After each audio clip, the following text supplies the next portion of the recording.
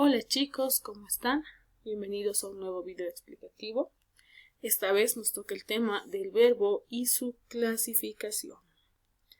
Para esta parte es importante que recordemos lo que ya hemos visto en una anterior clase, que en este caso el verbo es una palabra que nos va a indicar acción, estado o proceso de un ente, es decir, de un sujeto.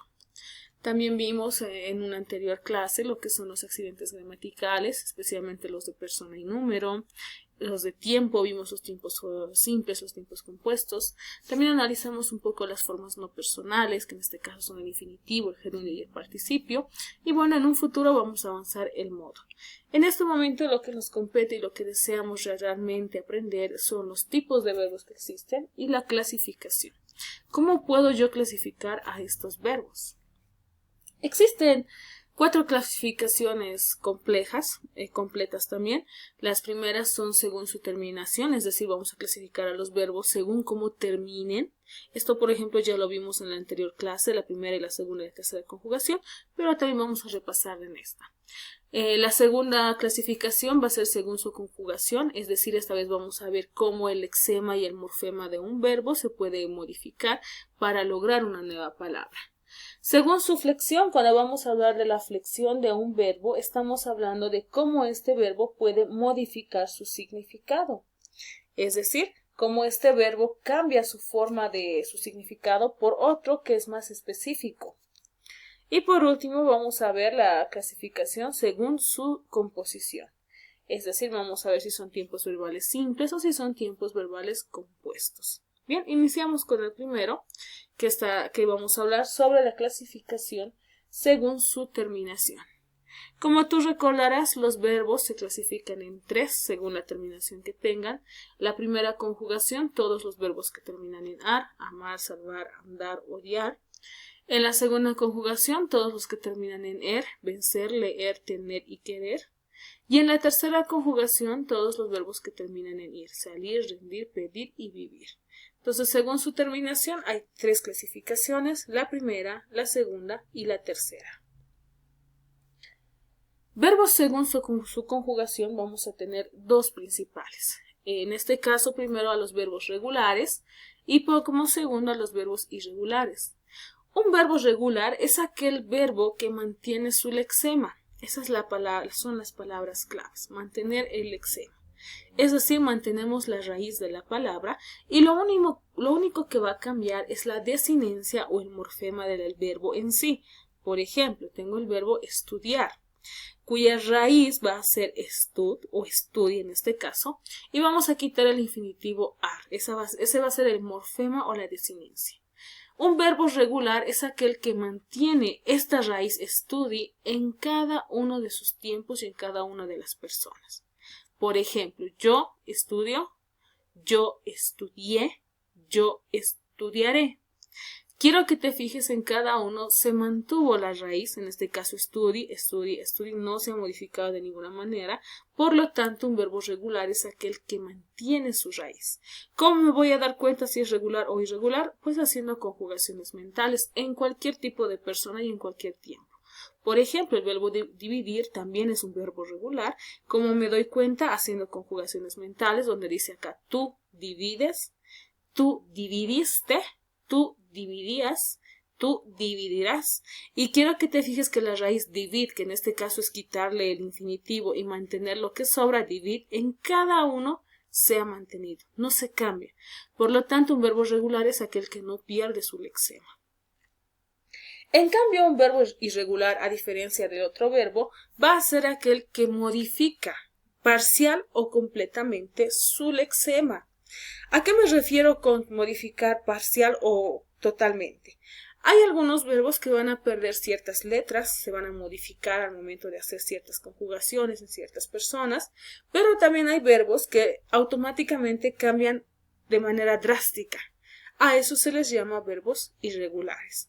Por ejemplo, tengo el verbo tener, si yo le quito el infinitivo er, me queda el lexema ten, pero si voy a ir realizando lo que son las conjugaciones, me voy a dar cuenta que en primera persona es yo tengo, en segunda persona es tú tienes, en este caso fíjate cómo ha cambiado la e por la i, Entonces vamos a tener diferentes movimientos, tanto de las vocales como de algunas letras.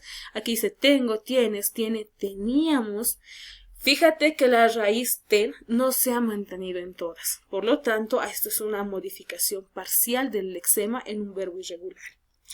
Hay algunos verbos, como uno de los casos más extremos son el verbo ir y ser. En este caso tenemos el verbo ser, que totalmente se modifica para poder ingresar a una oración. Por ejemplo, en primera persona, yo soy. Pero ¿qué pasa con el tiempo pasado? Yo fui. Fíjate que en este caso no mantuve ni siquiera una letra del verbo base, por lo tanto un verbo irregular puede tener la pérdida completa de su lexema, pero sin perder su sentido. Entonces, si yo tengo un montón de verbos, ¿cómo me doy cuenta si es regular o irregular? Haciendo conjugaciones y analizando si el lexema se mantiene o se modifica. Bien, pasamos a la siguiente conjugación, al siguiente tipo, y vamos a hablar ahora de los verbos según su significado, es decir, clasificación verbal según su significación. Acá vamos a tener una clasificación más amplia. Como primero tenemos a los verbos transitivos. Se le llama transitivo porque es un verbo que permite que la acción que contiene el verbo pase a un complemento, es decir, no se quede en la misma persona, sino que pase a otro ser. En este caso va a pasar a un complemento directo. Tengo el verbo entregar y yo puedo utilizar esto como verbo transitivo diciendo yo entrego un paquete. ¿Quién realiza la acción? Soy yo. ¿Sobre quién está recayendo la acción? Sobre el paquete, porque no me estoy entregando yo, estoy entregando un paquete. ¿Cómo descubro si tiene complemento directo o no? Es muy simple, le hago la pregunta ¿qué más verbo más sujeto a la oración? ¿Qué entrego yo? Un paquete. Existen varios tipos de verbos transitivos, sacar, pasar, mirar, buscar, pagar, etc. Sin embargo, es importante que siempre tú vayas realizando la pregunta ¿qué? Para descubrir si es transitivo o no es transitivo. Bien, pasamos a la siguiente. En este caso tenemos a los verbos intransitivos. Se le llama intransitivo porque son verbos que no contienen un complemento directo. ¿Por qué? Porque la acción no recae sobre otro ser, sino que es para otro ser. Un verbo intransitivo, queridos estudiantes, va a ser aquel donde la acción directa del sujeto no está afectando a otro ser. No es necesariamente, no cae sobre otro ser, sino que puede ser simplemente un complemento circunstancial, es decir, puede ser un suceso, una circunstancia del verbo, o también puede ser dirigido para otra persona. Por ejemplo, dice, verbo gritar. Los jugadores gritaron mucho. Quiero que te fijes que en este caso al verbo gritar no le estoy dando ningún tipo de señal para que la acción gritar se vaya a otro ser, sino que en este caso le estoy aumentando información con un complemento circunstancial que dice mucho. Ahora, en cuanto a verbos intransitivos, puedo tener como llegar, existir, venir, hablar, suspirar, etc. Sin embargo, te darás cuenta que muchas veces los transitivos y los intransitivos son los mismos verbos. ¿Cómo puedo reconocer si sí o si no es transitivo o si es intransitivo? Pues realizando la pregunta ¿qué? Si tengo una respuesta, pues es un verbo transitivo. Si no hallo una respuesta, pues es un verbo intransitivo. Pasamos a la siguiente. Ahora vamos a tener a los verbos copulativos y a los verbos reflexivos. Se les llama verbos copulativos porque son verbos que van a establecer un nexo entre el sujeto y un atributo. Estos verbos copulativos hacen referencia a algún estado, alguna condición o alguna característica del sujeto en sí. Hay tres principales, aunque no son los únicos, pero los más memorables son ser, estar y parecer. En cuanto a ser, dice el ejemplo, los niños son muy estudiosos. Quiero que reconozcas acá en esta oración que yo no tengo una acción en específico. No sé si los niños son muy estudiosos dentro de su casa, en el colegio, no lo sé. Acá lo único que estoy aclarando es un estado de los niños. En este caso, los niños son muy estudiosos, una característica del sujeto. No son cualquier niño, son muy estudiosos. Siguiente oración dice, los niños fueron felices en el parque. Quiero que te fijes que aquí tengo el verbo ser, esta vez en tiempo pasado, donde dice fueron. Ellos fueron felices. No estoy hablando de una acción, sino que estoy hablando sobre una condición de los niños. Y por último dice, los peces parecen enfermos.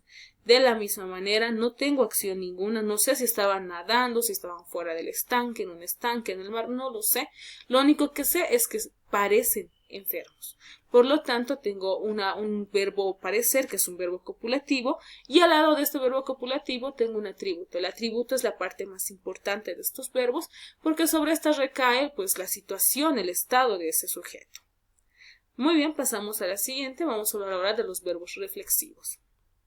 Uno de los más sencillos, estos verbos reflexivos hacen referencia a acciones que el sujeto realiza y que estas acciones caen sobre él mismo. Dentro de todo lo que es nuestro léxico, queridos estudiantes, nosotros tenemos varios verbos que aluden necesariamente al mismo sujeto, es decir, son realizados por el mismo sujeto y recaen sobre el mismo sujeto. En este caso, el verbo maquillar muchas veces recae sobre uno mismo porque uno realiza esa acción y es para uno mismo, ¿no? Por ejemplo, dice acá, Ana se maquilla todos los días. Ahora, existen otros verbos, se les llama verbos de aseo personal o verbos personales, que son como afeitarse, bañarse, cepillarse, cortarse, mirarse, peinarse, etcétera, que son verbos, que son acciones que van a recaer, que lo va a realizar uno mismo para uno mismo. Ahora, eso no significa que maquillar sea solamente para uno, obviamente también puede caer sobre otro como verbo intransitivo, ¿no? Es decir, los verbos pueden cumplir varias categorías a la vez. Muy bien, pasamos a la siguiente, que son los verbos defectivos y los verbos recíprocos. Los verbos defectivos se llaman así porque tienen algún defecto, es decir, algo no es consistente en su forma de conjugación. Estos verbos defectivos pueden carecer de una persona o pueden carecer de un tiempo en específico. Son verbos que no se pueden conjugar en todas las personas ni en todos los tiempos. Por ejemplo, tengo el verbo abolir, que yo lo puedo utilizar en la tercera persona. Dice, la esclavitud se abolió hace muchos años y lo puedo utilizar en tiempo pasado. Pero si yo deseo utilizar este verbo, por ejemplo, en primera persona en tiempo presente, no hay forma que suene de manera buena. Por ejemplo, yo abuelo, yo abolio, lo que es la esclavitud. Entonces, como que se pierde un poco de lo que es la sintaxis de estas palabras. Por lo tanto, los verbos defectivos tienen esa característica, que no puedo utilizarlo de la misma manera que utilizaría, por ejemplo, el verbo mirar.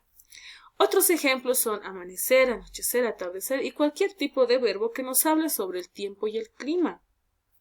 Por ejemplo, yo puedo conjugar el verbo nevar en tercera persona, el cielo nevó, pero no puedo decir yo nievo, tú nievas, porque en este caso los seres humanos no nevamos.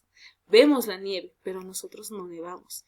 Entonces los verbos defectivos carecen, ya sea de un tiempo o de una persona. Por eso se les llama defectivos. Luego tenemos a los verbos recíprocos. Se les llama verbos recíprocos porque son verbos que hacen referencia a acciones que se realizan al mismo tiempo entre dos o más sujetos. La reciprocidad significa que los seres realizan una misma acción y esa acción pues recae sobre ellos mismos. Eso es un verbo recíproco. Por ejemplo, tengo el verbo ayudar que dice, los niños se ayudan en las tareas. ¿Quiénes realizan la acción? Los niños. ¿Sobre quiénes recae la acción de ayudar? Sobre ellos mismos, porque cada uno se está ayudando hacia el otro. ¿Qué otros verbos yo puedo encontrar que sean recíprocos? Casarse, comprometerse, divorciarse, pelearse, reunirse y etcétera. Son verbos que necesariamente aplican a dos seres y estos dos seres realizan la misma acción en la misma cantidad y reciben la misma acción al mismo tiempo. Bien, pasamos a los últimos y vamos a hablar de los verbos auxiliares y de los verbos predicativos. Un verbo auxiliar es aquel que no hace referencia a ninguna acción gramatical, sino que me ayudan a complementar a otro verbo brindando información gramatical. Por ejemplo, el verbo auxiliar por excelencia siempre va a ser el haber. En este caso, para tiempos pasados, yo voy a hacer una unión del verbo haber y del verbo comprender. Tú recordarás que el verbo comprender al volverse un verbo auxiliar pues se va a tener que convertir necesariamente en un participio, en este caso comprendido, y digo en la oración, ustedes han comprendido el tema. ¿Cuál es el verbo auxiliar? En este caso es el verbo haber. Estos verbos, queridos estudiantes, me van a ayudar a que yo pueda aumentar mayor información sobre lo que estamos queriendo hablar. Y por último tenemos a los verbos predicativos, que como dice su nombre, son acciones. Cualquier verbo que indique acción es un verbo predicativo. Verbos como admirar, alimentar, dormir, comer, correr son verbos predicativos porque indican acciones específicas.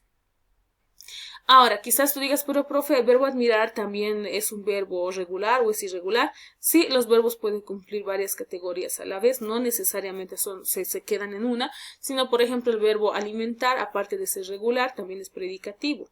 Y también puede ser reflexivo, porque uno se alimenta a uno mismo. Bien, en un siguiente video continuamos con la tercera clasificación de los verbos. Muchas gracias por tu atención. Puedes pasar al siguiente.